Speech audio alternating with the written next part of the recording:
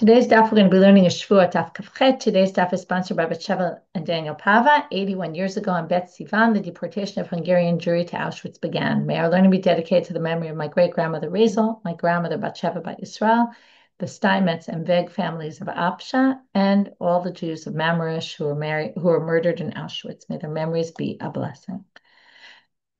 Okay, we're going to get started with what Rava says at the bottom of Kaf Zayin Amud Bet. We're going to have three sections to our Gemara today. Two are going to be basically Rava. Rava's going to have statements, and then we're going to deal with the statements that Rava makes. The first one that we started yesterday already, which is Nishbal Kikar V'achla. Someone takes an oath on a loaf of bread and eats it. Now, the question is, at what point is the point of no return? Basically means, right, we learned about neders, vows, and now we're learning also about oaths, that one can undo the oath if they want. They can go to a chacham and say, listen, I didn't realize the severity, I didn't realize. And if the chacham is convinced that they have a good reason why they really didn't mean to make this in the first place, then the oath can be undone. Okay, now, the question is, what is the point of no return? And according to Rava, the point of no return is when there's less than a kazayit left of the loaf. Okay, if there's less than olive bulk left, less than an olive bulk, then it's too late because basically you've already eaten almost the whole loaf, and now the question is really going to be, well, why specifically kazayit? And they're going to struggle a little bit, and that's what we start at the end of the daf. Hey chidami. What was the language you used? If you remember in our mission, this is why we're getting to the sugya, because the mission talked about the difference between lo'ochal, which means I won't eat any part of it, which really means kizayit. As soon as you eat a kizayit, you've transgressed. Or lo'ochlena, I won't eat the entire thing. So now neither language works here, because if you say I won't eat a kizayit, I won't eat any of it, and you really mean a kizayit. Now, at that point, once you've eaten a kazayit, you've transgressed your oath. It shouldn't depend on how much is left. It should depend on how much you ate. It should be once you ate an olive bulk, well, you would assume, once I transgressed, that's when it's the point of no return. Right? That would seem reasonable. We're going to see it's not necessarily the case, but that's what you would think. And if it's shelo that I won't eat even the whole thing, then until you eat the entire thing, you haven't transgressed, which means why do you need an olive bulk to be left? Any little amount that would be left would be fine because you can still, right? It's not yet the point of no return because you haven't transgressed anything yet. So that's where we ended. So now the Gemara is going to say, first line of our daf, we can explain it to you this way, we can explain it to you that way. Both we can come up with a good explanation. Now we're going to go one by one. Migo de mahanya le she'ela kazayit batra mahanya le she'ela namia kazayit kama. The way they explain it is like this. If I say I won't even eat a kazayit, okay, let's say in this loaf of bread there's 8 olive bulks. So when do I transgress the oath? As soon as I've eaten 1 olive bulk. But while there's still 7 olive bulks left, I'm still forbidden to eat the loaf, right? If I eat another olive bulk, I'll be liable another time, right? And I'll keep being liable because I keep transgressing my oath. So as long as there's still an olive bulk left, I could still continue to transgress this oath, which means what? Which means that since, and that's the migo is mitoch, since mehanya le'she'ela kazayabatra, since it's still forbidden for me to eat that last olive bulk that's left, therefore, I can still undo my oath because I can still undo the oath because it's relevant. Since I'm still forbidden to eat that last kazayit, that last olive bulk, I can actually still undo the oath, which means that once I can undo the oath for the last kazayit, I can actually undo the oath completely. And remember, what it means to undo the oath means that it's as if I never took the oath in the first place. So anything I ate until that point is not actually forbidden to me retroactively. So if, let's say, I ate it unwittingly, I wouldn't have to bring a sacrifice. If I ate it intentionally, I wouldn't get lashes. It's a fascinating concept that I can actually do a transgression and then undo the transgression retroactively. It's kind of crazy, but it really makes sense because what you're doing in undoing the Sheilat HaShvuah is you're saying, I really somehow didn't mean to make this Shvuah and it should never have come into effect in the first place. And therefore you can actually undo it. So that's the first explanation. What if I say I won't eat the whole thing? Now, what was our problem? If I say I won't eat the whole loaf, then it shouldn't be a kazayit that's the shear. It should be, as long as there's a little bit left, I haven't transgressed it yet, so I can undo the oath. So they're going to say no, because ishir kazayit, if you leave over, don't get confused with shiur and shiel. Shiur is a requisite amount, shiel is to leave over. So ishir kazayit, if I left over kazayit, chashiv lishtule ale. In order to do she'elah, there has to be something left.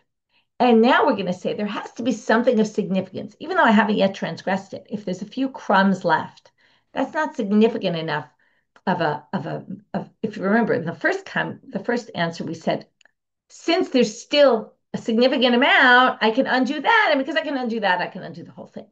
Now we're using that same thing of significance in a different direction to say, if you don't leave over enough, well, then you can't do an undoing on something so small, like on some crumbs of the bread. Has to be a requisite amount of a kazayit.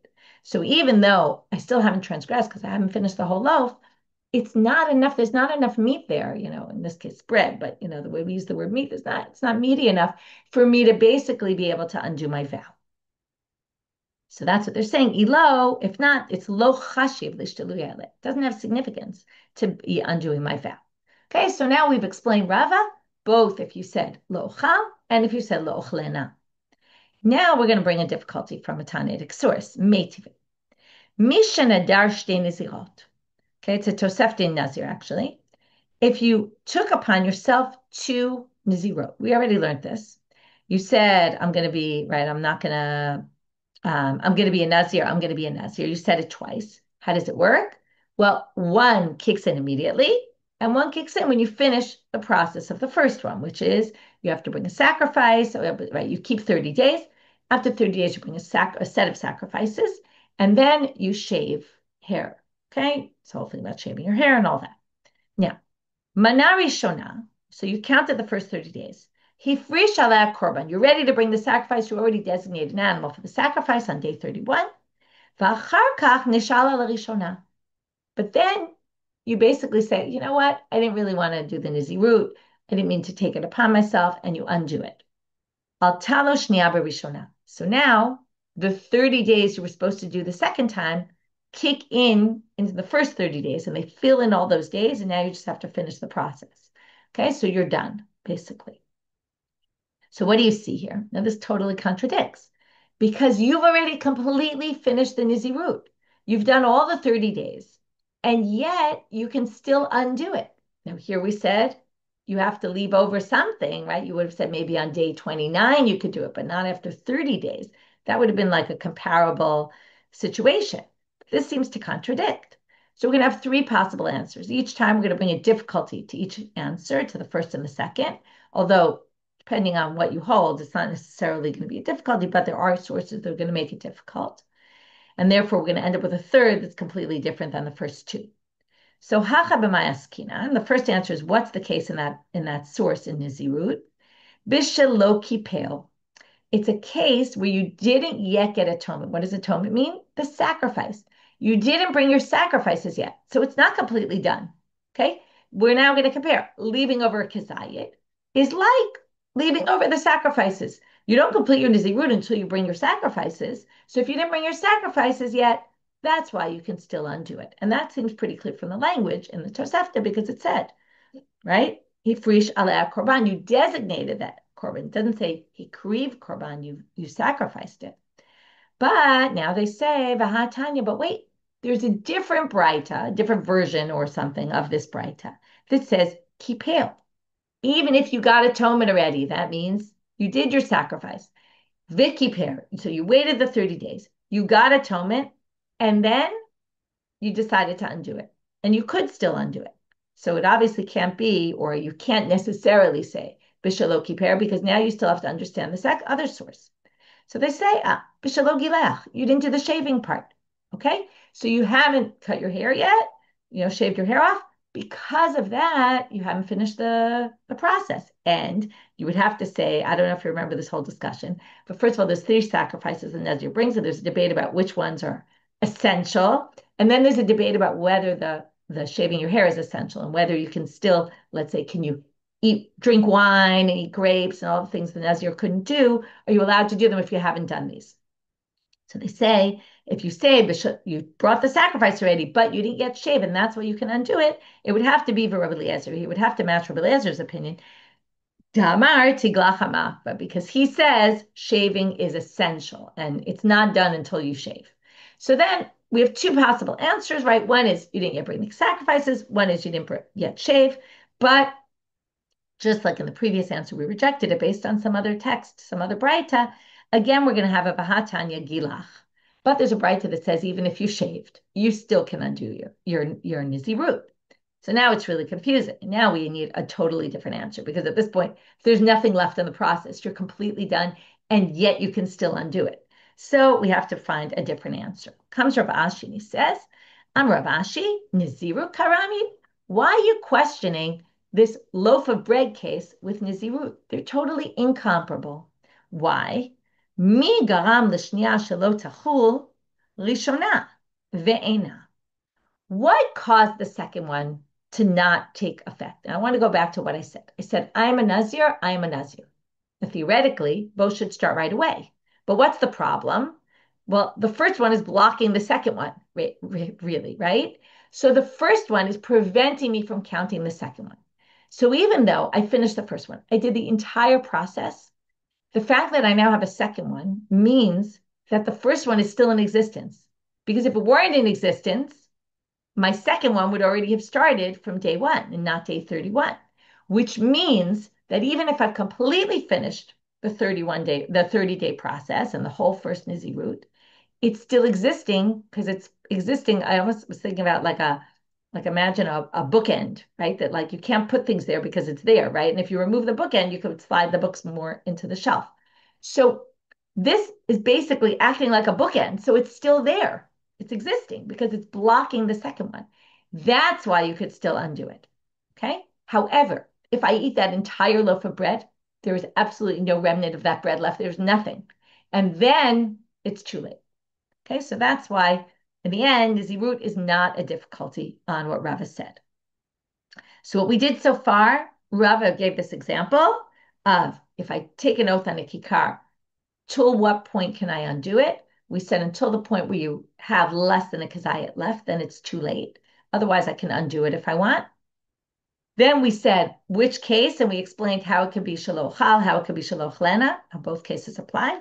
We brought a difficulty from nazir. We resolved the difficulty in three possible ways. I still say the first two possibilities, even though we rejected them, because depending on what text you have in front of you, it could work for some of them. But each one had a difficulty with some other text. So we had to bring a third answer, which is just you're comparing apples and oranges, and it's not a fair comparison.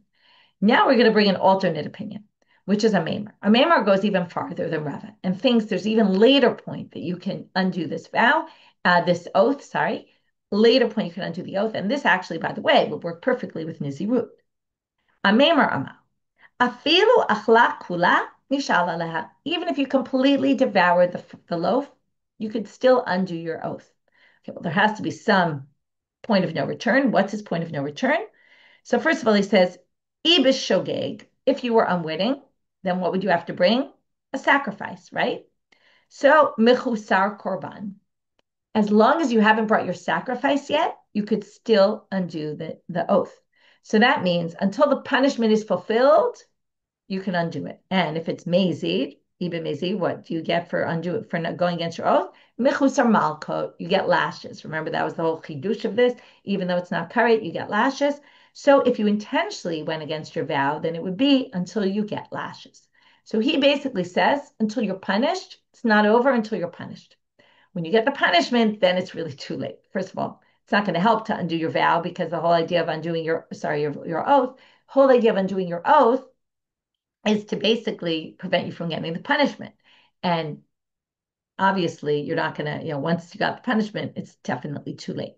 But the chidush is, if you haven't gotten your punishment yet, you can still undo, which is a crazy idea that you can still undo your oath, which is fascinating, this concept in general. We learned about it in Neder, of annulling your vows, right? It's a concept that we know exists, and it's very interesting that we give you this opportunity to undo it, right? We've even had in the Gemara, sometimes we make comparisons and which one is it more similar to, and sometimes we say, well, that can be undone, and this can't be undone, right? It's like there's a different category of things that can be undone and things that can't be undone. And these are in the category of things that actually can be undone.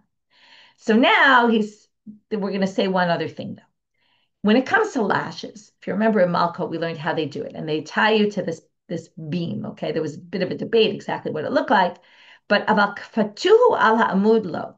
Once they already put you on that amud, they tie, they bind you to that amud, then it's too late. Why? Because Shmuel said, Tamar Shmuel kfatuhu al amud v'ratz mi beitin patur.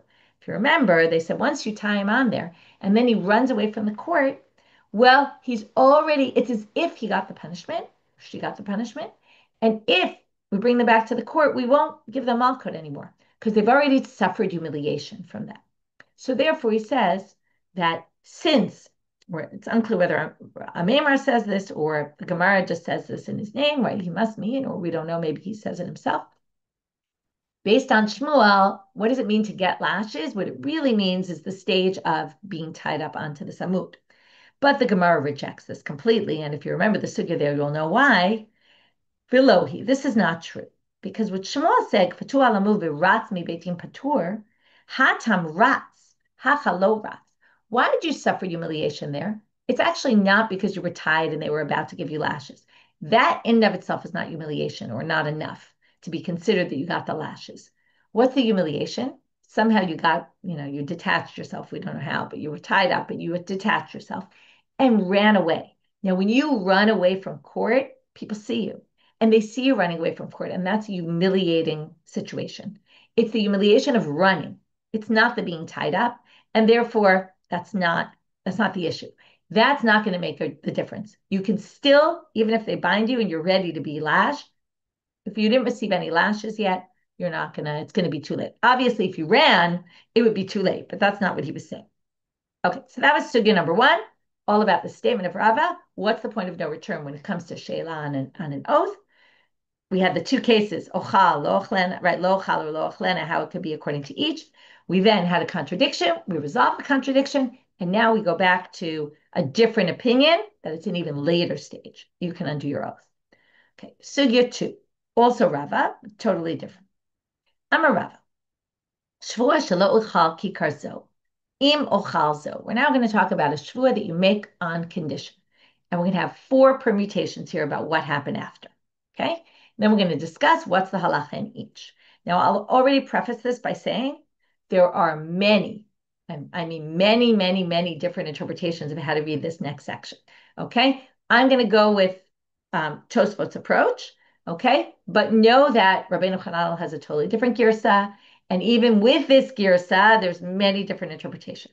Okay, I picked the one that to me seemed the simplest and the most obvious. It seemed intuitively, correct more than the others. I mean, I'm sure they're all correct in some way, but it seemed the best way to go. So shvuah shelo ochal kikar ze im ochal zo. So we're going to call it kikar A, kikar B. Kikar A is I won't eat kikar loaf 1. Okay, loaf A. If I eat loaf B. Okay. So if the person ends up eating loaf B, loaf A will be forbidden to them. Now, again, there's different opinions about this, but theoretically, it shouldn't matter so much whether the person, although we'll see there is some sort of relevance to this, but for the most part, if they ate loaf A first, okay, obviously if you eat loaf B first, loaf B is the one of the condition. If you eat loaf B and then you eat loaf A, obviously, I ate loaf B, that made loaf A forbidden to me, and then I ate loaf A. Okay, that would be a classic case. What if I ate loaf A first, and then I ate loaf B? Now, loaf A is going to be forbidden if I eat loaf B, but it's going to be forbidden from now, even if I eat loaf B a week later. So if I ate loaf A first, and then I ate loaf B, so the condition, when I ate loaf B a week later, it's retroactively the condition, right? My oath was in place from the beginning. So when I ate loaf A, I knew that down the road, if I eat loaf B, this will be forbidden to me. So basically, that's going to forbid also loaf A. So that's the basic case. But now the question is, did I eat loaf A intentionally? Did I eat loaf B intentionally? Did I eat them? Did I not remember my oath at the time? And what are going to be the different permutations? So we're going to have 4 permutations here. And then we're going to up the case and make it a little more complicated. So first we have to get the first part, which is the 4 cases. Then we're going to have a more complicated case with another 4 cases. But they're all based on the same premise. Even though It's going to sound a little confusing. It's not so confusing, especially if we take Tosfot's approach.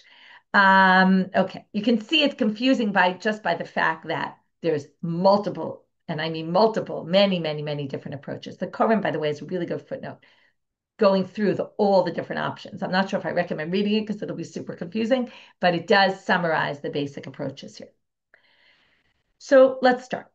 Rishona b'mezid v'shniya b'shogeg. Okay, already here Rishona and Shniya is confusing because the Rishona should be the condition. On the other hand, the Rishona listed here was, I will eat this loaf. If I eat that one, the condition was the second one. So that already causes a lot of problems. But we're going to say Rishona is oh, I skipped the first one. Sorry. Let's go back. Achalat harishona b'shogeg v'ashniya b'mezid. Okay, I read the first one, I think, first, or the second one first. I ate the first one, b'shogeg. Now, the first one we're going to define, according to Tosfot, as the condition one, which is really the second one, okay? It's B, this loaf B.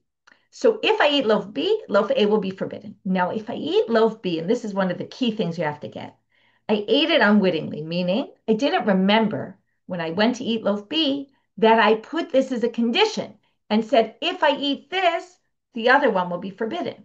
Because I didn't remember, okay, even if hashniya b'mezid, when I eat the second one, I already remember I made an oath and I fulfilled the condition and I'm not allowed to eat this. It doesn't matter because in order for an oath on condition to take effect, I have to have had intent when fulfilling the condition, whether it's eating or whatever it might be. But in this case, eating, when I ate that loaf, I had to have said or known that eating this loaf was going to make my oath happen. And if not, at the moment that the oath is supposed to kick into play, if I was shogeg and I didn't even remember and I just randomly ate this loaf, it's not an oath at all. So if it's not an oath at all, of course, I'm not going to be liable. Okay? Whether it's shogeg or whether it's mazid, we're going to get to that. But in this case, it was mazid. Okay? I intentionally ate loaf A.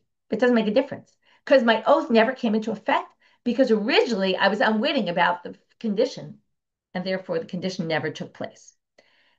Rishona b'mezid, however, this is clear now, the opposite. If the first one, meaning the condition, loaf B, I ate intentionally, and I knew that by eating this loaf, I was going to have this oath kick into place. And then the shniya, when I went to eat loaf A, though, a week later, I totally forgot about my oath. Okay, I don't know, maybe the loaf will be moldy by then. So let's say a day later. Okay, so right, especially without preservatives in those days. So a day later, I go to eat loaf A. I completely forget that I made an oath. Well, that's a classic case of a Shevuot bitoy b'shogeg, right? The oath was in effect. Just when I ate the loaf A, I was unwitting about it, and therefore I'm liable to bring the korban olevi yored. Okay. Third case, shtam b'shogeg. This is obvious from case one. If both were shogeg, I ate loaf B, I didn't remember there was a condition, and I ate loaf A, and I didn't remember that I had taken an oath about loaf A at all. Well, of course, I mean, it doesn't even matter about loaf A. It matters about loaf B. It was unwitting, and therefore it never came into play. So, patur. Turning now to Amabet, shnehem b'mezid, if I was intentional about both. Okay, now this is going to go in two directions, really, but shtehem b'mezid, okay? Now, depends which one I ate first. So, achla litnae, if I ate loaf B first, intentionally, knowing that I was going to create an oath on loaf A by eating loaf B, so obviously the oath takes effect. V'hadar achle li'isure, and then I go to eat loaf B, and somebody warns me before, you already took an oath that's, and you already ate, you fulfilled the condition, so now you have an oath, and loaf A is going to be forbidden. If you eat it, you're going to get lashes, and in fact, mechayiv, you'll get lashes. However, achla li'isure v'hadar achle litnae, what if I ate loaf A first, and then I ate loaf B? And before I eat loaf A, you say to me, Michelle, you took an oath that if you eat loaf B, which you haven't yet eaten, but if you're going to eat loaf B, loaf A will be forbidden to you, and you're going to get lashes for eating this. What's that a case of? Remember? That's what we call hatraat safek. That's a warning that's in doubt, because when you tell me that warning, it's not clear from the next minute that I've gone against my oath, because it all depends on whether I'm going to eat loaf B or not. If I eat loaf B, then retroactively it'll go into effect and I will get lashes. But since you can't warn me definitively, and then we have a machloket, Rabbi Yochanan and Reish Lakish, whether hatraat safek is a hatraat. If you say it is, then you can get lashes on this. If you say not, then you won't get lashes. So that's the subject of debate, and that's what the Gemara says, right? So again, achla isurei. First you ate the isur, then you ate the t'nai, right? You ate loaf A, then loaf B. Plug to Rabbi Yochanan and Reish Lakish, Laman Damar, the one who says hatraat safek, shma hatraat. Hatraat safek is a warning. Chayav, you'll be liable. And if you say it's not a warning, then you'll be exempt. Okay, those are our four cases. So again, the two main principles I think to the best to remember. Number one, your oath is only going to come into effect if at the time you fulfill the condition, you fulfill the condition intentionally. If you didn't fulfill it intentionally, there's no oath at all. And if you did fulfill it intentionally, then it depends on the order, right? In other words, if everything's shogeg, right, then if if it's all, sorry, if it was intentional and then you ate the second one accidentally, then you'll be chayav. Okay. And there, by the way, I didn't say this, but again, if we take Tosfot, there we said you're chayav a korban. That once I did it, case two was I did it intentionally, the condition, and I ate the loaf A by accident, right? Not remembering about the oath. Now, this again could go in both directions. It doesn't matter because there's no issue of hatraat safek because you don't get warned for shogeg. That's the whole thing. I didn't even know. So obviously I wasn't warned. If I was warned, I would have known. So that really doesn't matter the order because there's no issue of a warning. But when there's an issue of a warning, it's going to depend on the order if you hold hatraat safek is not a warning. Okay, now we're going to get to the more complicated case. Tla'an zo bazo. If you depended each one on the other. Okay, so you said like this. Lo chalzo imochalzo. Okay, so the beginning is the same. I won't eat loaf A if I eat loaf B. Loaf B is the condition. But lo chalzo imochalzo. But then you also say, loaf B will be forbidden to me if I eat loaf A. So now each loaf has two things upon it. Number one, it's the condition. Number two, it's also forbidden in and of itself if you eat the other one. This is a little more complicated. But again, the principles are the same, so it shouldn't be too difficult. Now we're going to have, what did you remember? What did you forget? Theoretically, you could have remembered that it's forbidden if you eat the other one, but you could forget that it's a condition for forbidding the other one, or the reverse. So we're going to talk about four options again. Achal zo bezdon atzma ubeshigagat chaverta. Zadon atzma means you remember that loaf A and loaf B, basically, each time you ate a loaf, you remembered that you had an oath out there saying, this will be forbidden to me, okay? About itself, meaning loaf A is forbidden if you eat loaf B, and loaf B is forbidden if you eat loaf A. So you remembered you had an oath that loaf A will be forbidden. You remembered you had an oath that loaf B will be forbidden. But shigigat chaverta, but you didn't remember that each loaf was a condition for the other oath, okay? For the other loaf, not oath, loaf. Each one was a condition for the other loaf. You didn't remember that. So now what's going to be the halacha, obviously? Since you didn't remember the condition at all, right? So each one you did zobas donat ma b'shagat chaverta and zobas donat ma b'shagat chaverta, patur. You're going to be exempt from both. Thankfully, they don't get us too complicated with if you did one, which one way, one the other way, okay? But both of them, you knew this loaf was going to be forbidden to you, but you didn't remember that it stood as a condition. Eating this was going to create an oath for a forbidden for the other one. So your oaths never take effect because, again, there was no intent. It's the same as the first case and the other. There was no intent in fulfilling the condition. There's no intent of fulfilling the condition. There's no oath. Zo b'shigigat atzma ubezadon chaverta. Now we're going to have the opposite, which is you remember that each one was a condition for the other. So therefore, your oaths take effect. But when you ate each one, you didn't remember that that was forbidden because you ate the other. And you didn't remember that that was, right, that the oath, you didn't remember that there was an oath forbidding this by itself. You just remembered that eating loaf A was going to create a problem with loaf B when you ate loaf A. But you didn't remember that loaf A was going to be forbidden if you ate loaf B. And you remembered that loaf B was a condition for creating a prohibition on loaf A when you ate loaf B, but you didn't remember that loaf B was forbidden because you ate loaf A. So in that case, it's a classic case of shkaga. The oath comes into effect because you were intentional about the condition, since you didn't remember, though, that that was forbidden, so you bring a korban. Shtehem b'shogeg patur, obviously, because if everything was shogeg, it's really all four were shogeg, right? Each one was shogeg on both elements. So again, all you need to say is there was shogeg about the condition, just like case one, right? Just like the option one here. Once it's shogeg about the condition, there's no oath, and therefore you're obviously not going to be liable. And shehem b'mezid, again, it's going to be like the previous. If everything was intentional, so you knew about everything. So now it's going to depend on the order. Ashniya mechayev, arishona plukta de Rabbi Yochanan v'Reish Lakish. Right? On the second one, you're going to be obligated because the condition was fulfilled already by the first one. And then the second one you eat, already the condition was fulfilled. You ate it knowing it was forbidden. That's a classic chayav malko. You'll get lashes, assuming someone warned you. But arishona, the first one, since when you ate the first one, you hadn't yet eaten the second, so the prohibition hadn't come into effect yet. So the warning you're going to get is only a conditional warning, which is a hatraat safek, and therefore you're going to be in this machloket, Rabbi Yochanan Reish Lakish, about whether that conditional warning is effective or not. By the way, it just dawned on me, the conditional warning is a much better way of saying it than a safek. Safek is doubt. It's not really in doubt, it's conditional. It's a warning that may take effect, may not take effect, depending on your future actions. Okay, so that was this second sugya that we saw, the statement of Rava about these unique cases. And if you depend eating one loaf on the other or eating two loaves, one on each other, what the permutations are and when you're going to be liable, and when you'll be exempt.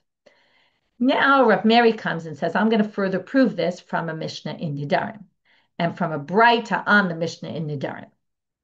Amar Rav Mary, Af Ananami Tanina. We also learned this in a Mishnah. It's in parentheses, but I'm going to read it because it's important to understand. There's 4 vows. Now, this is vows, not oaths, but in a minute we're going to make a comparison. The Braita is going to make a comparison between oaths and vows. There's 4 nidarim that the rabbis completely permitted. Okay, and we'll review them, even though only one is really important, but we may as well review stuff we've learned. Nidre zeruzin, nidre havain, nidre shkagot, nidre onasim. Okay, nidre shkagot is what we want to know, but we're going to first define the other 3. Nidre zeruzin is when we're having I'm a seller, you're a buyer, and we're negotiating.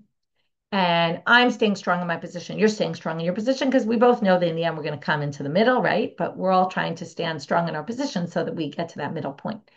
And I say, this will be forbidden to me like a konam. I forbid something if I drop less than a sela.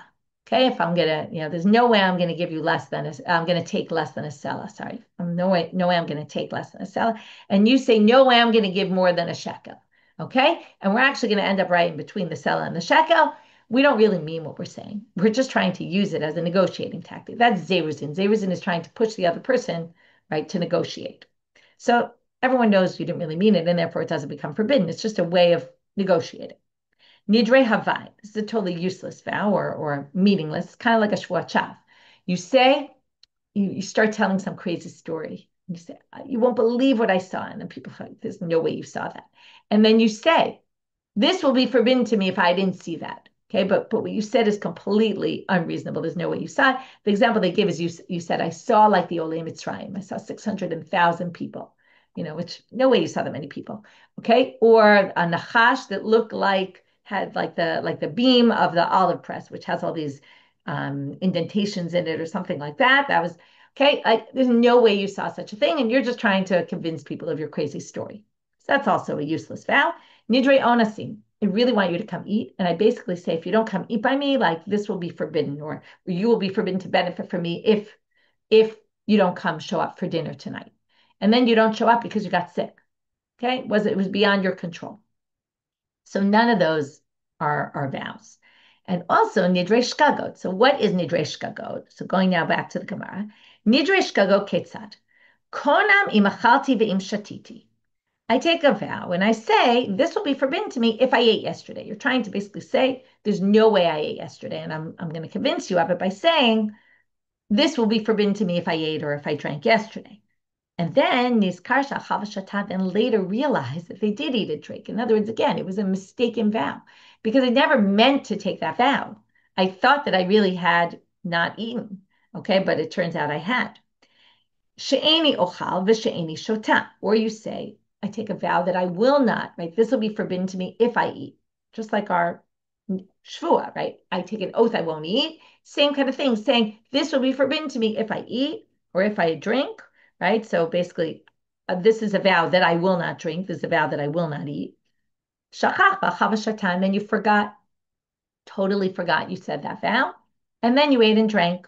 So mutar, it's totally fine. That's not a vow. Because again, the whole idea of this vow is going to take effect if I do something. But if I don't intend to do it at the time, you can see now the connection. If I don't intend at the moment I actually eat, I don't intend for the neder to take effect, then it doesn't take effect. Vitane Allah, and they said about this, kashem shen, this is the Braita on that Mishnah, kashem shenidresh kagot mutarim, kach shvuot kagot mutarot. It's the same thing for Shevuot. And whether you read these next words or not, they're in parentheses, but Shevuot kagot hechidami lav ki gavna shma mina. And they basically say, what else could Shevuot shkaga be if not this, which is a Shevuot on a condition, and then the condition is fulfilled by accident, right? Not with any intent. That's going to be your nidresh, your shvuah shkaga. And you see here, it's not effective. And that's exactly what Rava said. So Rabbi just proved Rava. Okay, now we're going to start a sugya about Efa and his brother.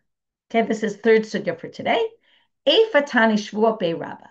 He was learning shvuot in the Beit Midrash of Rava. Paga be Avimi achua, his brother Avimi comes to him. Amar le, and he starts asking questions. Shvuah shelo achalti mahu.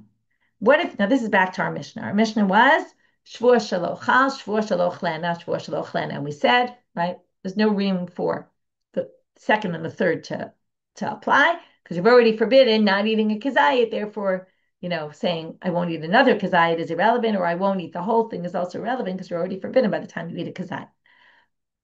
So what if you say it on the past?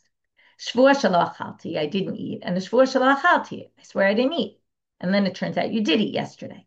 So Amarle eno chayav elachat. So Efa answers would make sense, right? Just like Shvuah lo chal in the future doesn't, right? Two don't apply really. The second one also Shvuah shachalti. One shouldn't apply over the other.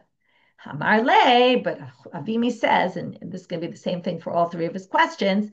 Ishtabashta, what? You're so confused. Now it's a little weird why he asked him in the first place. I don't know if he was the older brother and quizzing him, but then he says, you totally got it wrong. You lied, right? What's the problem with shvuah shelo achalti? You lied. You did eat. So that was a lie. Well, if you say it twice, you basically lied twice with an oath. So you should be liable each time. It's not the same thing as shvuah that I won't eat and then shvuah that I won't eat. Then we say ein isur halal isur, like you already forbade it. You can't forbid it twice. But shvuah, if I say I swear I didn't eat and then you did eat, and then you say it again, you lied both times and you're liable too. Next question he asks him. Shvuah shelo chal tesha ve'eser. So I won't eat 9 and I won't even eat 10 of them. Okay? Now, once I eat 9, I'm already forbidden, right? So 10 should not be applicable. Mau. Well, again, you're going to see though Efa answers chayav kol echad echad. He must have had a different perspective on this and said, well, since I didn't say 10, so 10 must be more than 9. Comes Avimi and he says, Avimi says, Amarle, ishtabasht. You got all confused. Eat tesha lo achil. Obviously, esher lo achil. To get to 10, you have to eat 9. So you're already forbidden to eat 9. So of course you're forbidden to eat 10 already, right? Because 10 includes 9. So of course you're only chayav 1. Last case, shvuah shelo chal esel v'tesha. I won't eat 10, and I won't even eat 9. So mahu, what's the case? So now Efa answers, Eino chayav elachat, you're only liable 1. Okay, because he thinks 10 is more than 9. But Amar leish tabash, you got confused. Yavimi tells him, Eser hu de lo achil hatesham ya achil. You can't eat 10, but if you eat 9, you actually won't be forbidden. So therefore, you're going to have to eat all 10, right? When you eat all 10, that's actually, right? Ochal Eser, right. Only if you eat 10 will you be chayav. In the second shvuah, you're actually forbidding when you get to the 9th already. And therefore, you will be obligated, each one separately. And that's what we call a shvuah mosif, right? It adds something that wasn't forbidden before. So Amar Rabbi, we're only going to start this line just because it's on our daf, but we're really going to explain it tomorrow, which is Zimni dimishkacha la lahad Efa. So Rabbi wants to a little bit support Efa. You could have a case that we hold like Efa, kidimal, as Mar says. Mar is always his adopted father, Rabbi, who is also his teacher. Now here we're going to have a case. You didn't eat. You say, I'm not going to eat figs and grapes. Now, when you say I'm not going to eat figs and grapes, you mean figs and grapes together. And then, okay, then what do? you say chazar va'amal shavua shelo ochal te'enim. Okay, then you say, I won't eat only figs. Okay, so and then we're going to talk about the continuation of this case in tomorrow's daf, and we'll see how this relates to Eifa. So the three parts of today's daf, we started with Rava talking about what is left that I can still undo my oath. He said a kazayit of the bread. Ameimar went even farther to say I could have eaten the whole loaf as long as I didn't get the punishment yet. And we said, what stage of the punishment? But it seems like even you have to really get lashes, otherwise, right? Not standing on the being tied up as he suggested earlier. And then we had within Rava, we had to explain it according to Ochal. We had to explain it according to Ochlena. We had two different possibilities of how to address that issue. We contradicted it. We brought a contradiction from Nazir. In the end, had three different explanations as to why Nazir didn't contradict. Then we went on to the second part of the daf, which was these crazy cases of conditional oaths.